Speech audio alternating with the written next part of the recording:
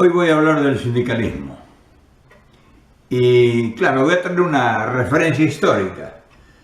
El sindicalismo en su gran concesión aparece con la revolución industrial a mediados del siglo XIX en Inglaterra, en Bélgica y en Francia, y posteriormente en Italia y demás países de Europa.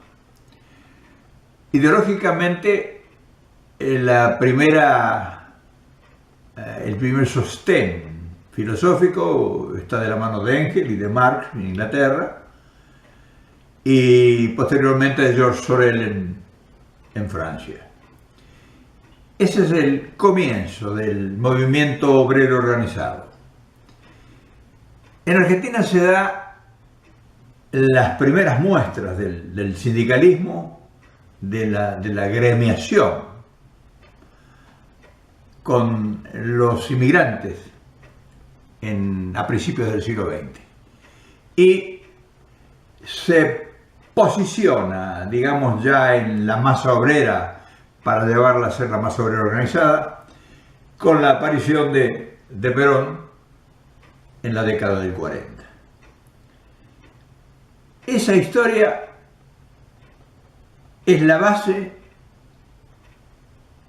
del movimiento obrero organizado y nosotros, de ese entonces a hoy, hemos recorrido un largo trecho para desembocar hoy en un sindicalismo que no tiene nada que ver con la lucha de aquellas conquistas sociales, las 8 horas de trabajo, el trabajo insalubre, los derechos del trabajador, en fin, todo lo que el movimiento obrero organizado defiende, protege y cuida a través de esa organización sindical que son las centrales obreras.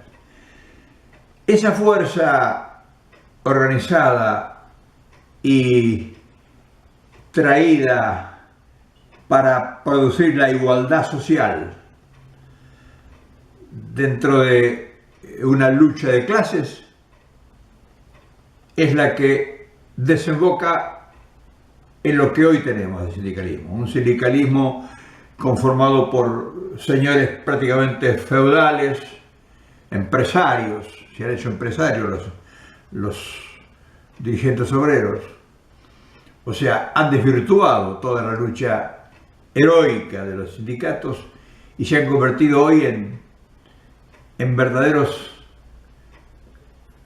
capitanes de un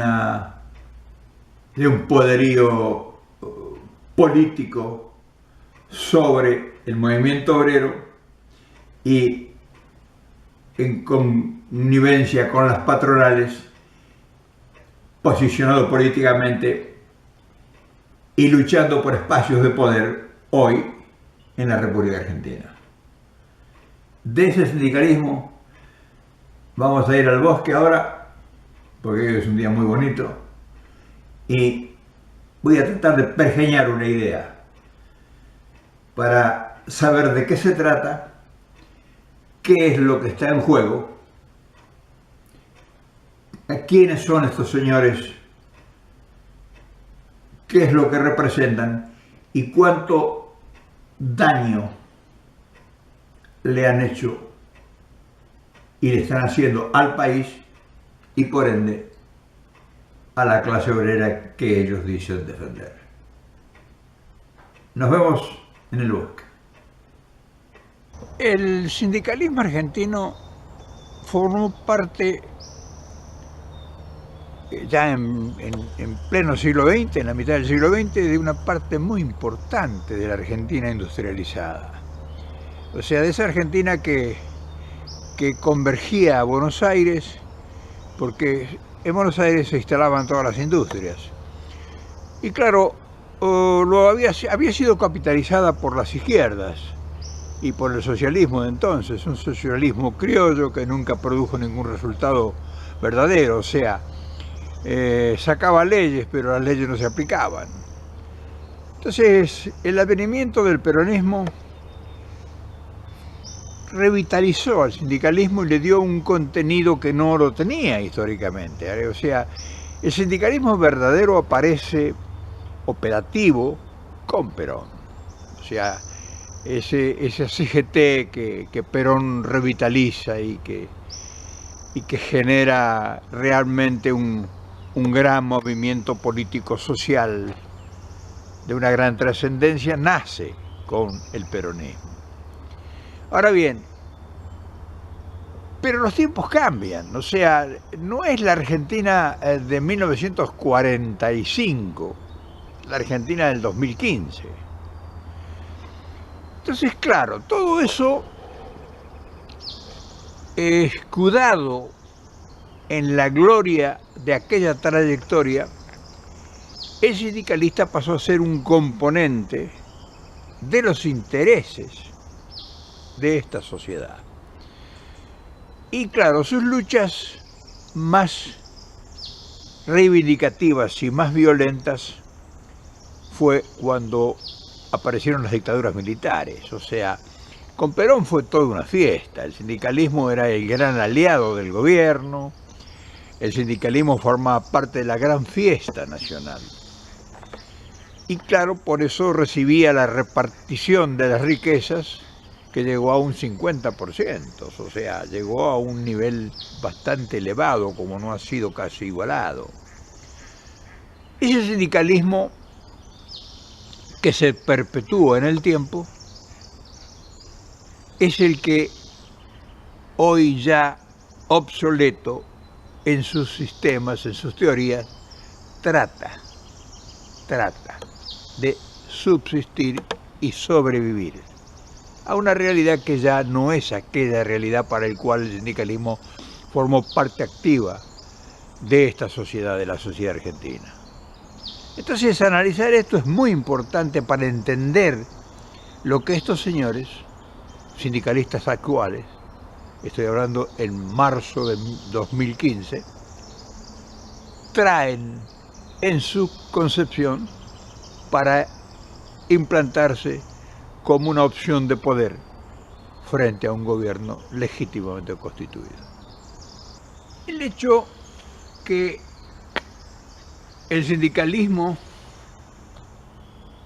actual en Argentina se haya quedado en el tiempo, en su mentalidad, no es culpa realmente del sindicalismo, sino de toda la estructura social y cultural de nuestro país en este tiempo. Y el sindicalismo es una de las asignaturas pendientes a, no diría yo a renovar, sino diría a actualizar. Porque fíjense que las actitudes que están teniendo los sindicalistas en los últimos tiempos va contra sus intereses. O sea, el dirigente sindical no ha entendido su papel en la historia argentina y su papel en el tiempo.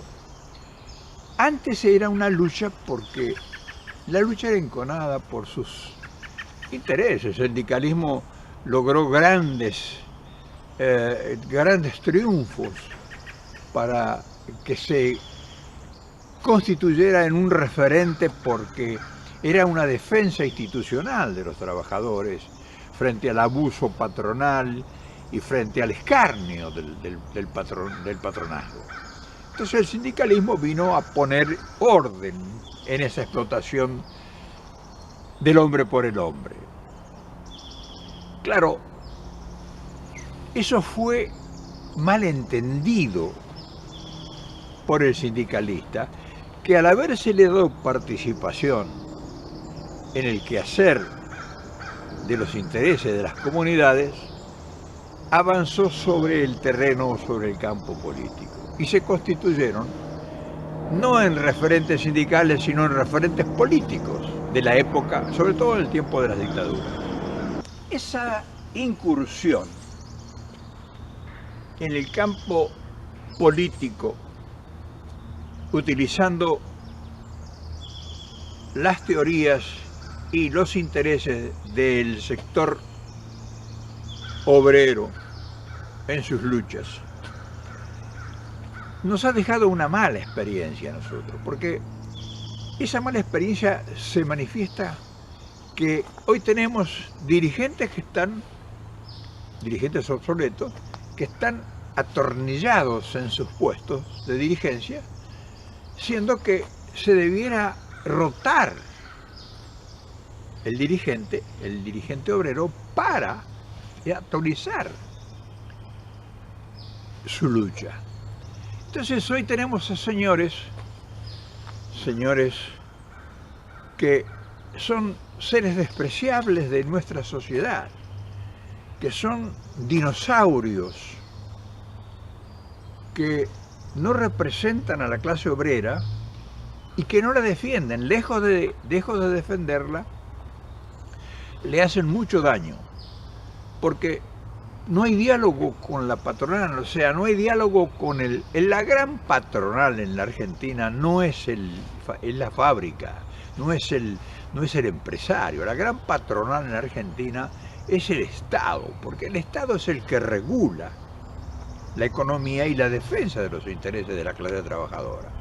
Si nosotros dejásemos todo en manos del empresariado, sería una jauría. Entonces, estos flexibles al oleaje de los intereses personales se prestan para hacer cosas como esta que van a hacer en el día de hoy o en estos tiempos, esta huelga general, que es sobre una negociación de los intereses de un sector del movimiento obrero, no es de todo el movimiento obrero. No están luchando por un salario, no, están luchando por una minúscula diferencia en los intereses de una minoría del sector obrero. Entonces, cuando nosotros vemos todo ese espectro que se introduce en los intereses nacionales y que nos paralizan el país, nosotros tenemos que salir con por lo menos los recursos que tengamos para clarificar las cosas. Y ese es el motivo y el interés de esta charla. El paro laboral de un día de trabajo en el país significa una pérdida de millones de dólares para la economía argentina. ¿Quién paga eso? Sí, ¿quién se hace responsable de esa catástrofe en la economía de la gente trabajadora? Entonces, no están inteligentemente actuando estos señores, además que sabemos nosotros que la mayoría de ellos son millonarios que se han enriquecido a expensas de sus puestos. Nosotros debemos clarificar esto y debemos separar el problema obrero del problema del dirigente obrero.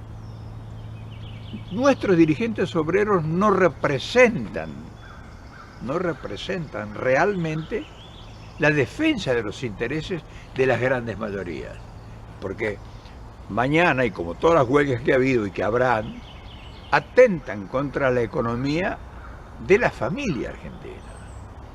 Entonces yo tengo aquí algunas referencias, y claro, esto a vistas claras es una huelga política, o sea, se suman estos tontos a una embestida desde la extrema derecha, con una evidencia absoluta, contra el gobierno. Y claro, ¿qué es lo que hacen? No lo desestabilizan al gobierno, afectan a los intereses de la gente, afectan a los intereses de la población, afectan a la libertad de trabajo, afectan al libre desenvolvimiento de la economía y afectan el futuro de lo que realmente nosotros pudiéramos pensar que evaluando pudiéramos mejorar. Entonces, es un daño orquestado y necesariamente de mala fe. Pero veamos qué reclaman. Reclaman 8 horas de trabajo, reclaman por trabajos insalubres, reclaman por convenios colectivos de trabajo. ¿Qué es lo que reclaman? Entonces, vemos que hay una minúscula parte de asalariados que pagan impuesto a las ganancias, pareciera en forma un poco excesiva. O sea, acá intervienen dos factores. Uno, el dirigente obrero, que es un tipo que aprovecha la oportunidad para extorsionar al gobierno. Y el otro, el gobierno, que se deja extorsionar. O sea, el gobierno debiera ya haber avanzado en organizar todas estas cosas que suceden siempre cíclicamente, como suceden cíclicamente las convenciones o los acuerdos salariales con los maestros. Es cíclicamente eso, no es una cosa que se presenta de improviso. Hace años que viene sucediendo el problema con los maestros. Todos los años, al comenzar el ciclo escolar, hay problemas con los sueldos de los maestros. Bueno, ahora más o menos este tema del impuesto a las ganancias viene runruneando de hace mucho tiempo. Falta capacidad de negociación, ¿no? O sea, no es una cosa que tiene que ser llevada a un extremo como el que mañana va a suceder y van a parar el país. Si un gobierno no tiene la capacidad de controlar una situación como esta, quiere decir que están faltando negociadores o hombres o gente capacitada para negociar en casos de emergencia como estos, realmente una salida y no caer en el caos, en el abismo que va a caer el país mañana o en el día de hoy, por si están viendo el video en el día de hoy. Entonces, acá hay una culpa compartida. El dirigente obrero, que es un sinvergüenza, porque aprieta y trata de sacar beneficios para su capital político, y el gobierno que no tiene la capacidad de maniobra para que esto no ocurra. O sea, aquí estamos fallando por dos partes, y el tercero es la víctima, que es el pueblo. Yo creo que nosotros como sociedad debiéramos tener equipos especializados en estas eventuales emergencias para que no se produzcan estos golpes de timón tan innecesarios. En primer lugar, yo no digo que el movimiento obrero no debe existir. Yo digo que el movimiento obrero debe ser dinámico, acorde con las necesidades y con la dinámica del tiempo. O sea, un movimiento obrero debe participar más en las ganancias. Si no participa más es porque sus dirigentes no tienen capacidad de crear alternativas negociables con la empresa, con el empresario. O sea, yo creo que ya ha llegado la hora, a esta altura de los tiempos, de ser más creativo para el reparto de la riqueza, no que sea tan estructurada como fue desde hace 50 o 60 o 100 años. Ahora habría que pensar, no sé cuál, pero habría que pensar nuevas alternativas para que se adquiera mayor dinámica, que incluso los obreros ganen más dinero, que tengan participación en las ganancias, en fin, toda una cantidad de elementos que yo veo en otras sociedades que son factibles de aplicar. Obreros que están en alguna manera asociados con el empresario, que si viniese un dirigente a querer quebrarle su negocio, iba a decir, no, yo no paro, a mí no me conviene parar, porque yo pierdo no solo mi sueldo, sino pierdo también la participación que yo tengo en la empresa. En fin, creo que ha llegado la hora de pensar algo distinto. Yo no le pudiera decir con precisión qué, pero hay especialistas en esto y cosas que se están aplicando en el mundo que están funcionando. Entonces, yo creo que el movimiento obrero debiera renovar toda esta clase de dirigencia, pero no porque son viejos y porque se han hecho ricos con los obreros, sino porque en función de sus intereses. Y eso es lo que hay que hacer, porque no es rechazar al dirigente obrero porque es corrupto, como la mayoría de estos sinvergüenzas que están hace 50 años o no sé cuánto hace que están bebiendo del cuento de ser dirigente obrero que defiende los intereses de los asalariados. En estos experimentos que yo estoy haciendo de conversar con ustedes, hemos venido viendo que hay una cantidad de cosas que no funcionan en nuestro país. O sea, que hay que renovarlas, o sea, que hay que actualizarlas, porque hay muchos intereses en juego que están en pocas manos o que están estructurados como hace 50 o 60 o 70 años, que ya ese país ya no existe.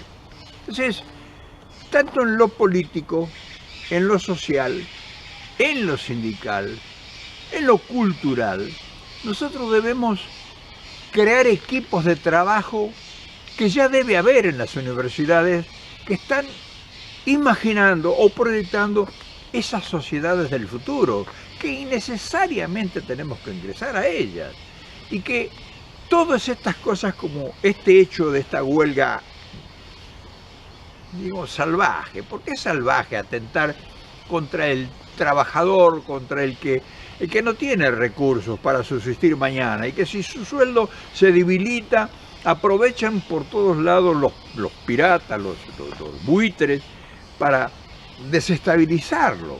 O sea, no desestabilizan solamente el país, desestabilizan a cada uno de los ciudadanos de nuestra comunidad.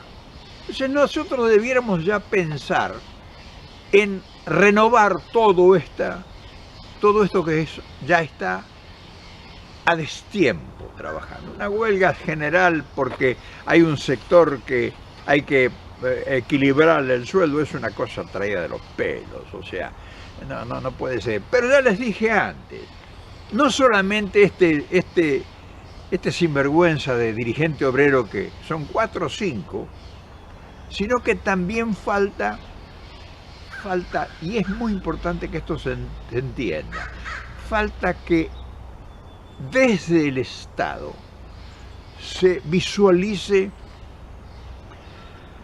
una manera distinta de poder enfrentar estas eventuales catástrofes que generan de tiempo en tiempo.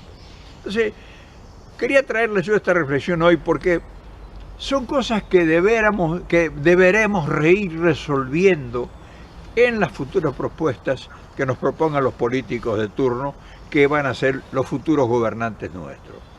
Este mensaje debieran también ponerle mucha atención los jóvenes, porque ellos son los que podrán renovar esto y por los que podrán incluso proponer cosas que sean realmente revolucionarias dentro de un estrato social negociado. O sea, hay que ir pensando en participación del empresariado con el obrero. Ya Perón lo soñaba hace 50, 60 años y ya lo estaba llevando a cabo. La presencia liberal borró de un plumazo todo eso, pero nosotros debemos volver a insistir en eso actualizado. Debemos tratar de que nuestra gente pensadora, nuestra gente realmente con sus ideas, con su renovada inteligencia, nos vayan acercando ideas que posibiliten que el empresario se enriquezca, pero que nosotros no paguemos las consecuencias.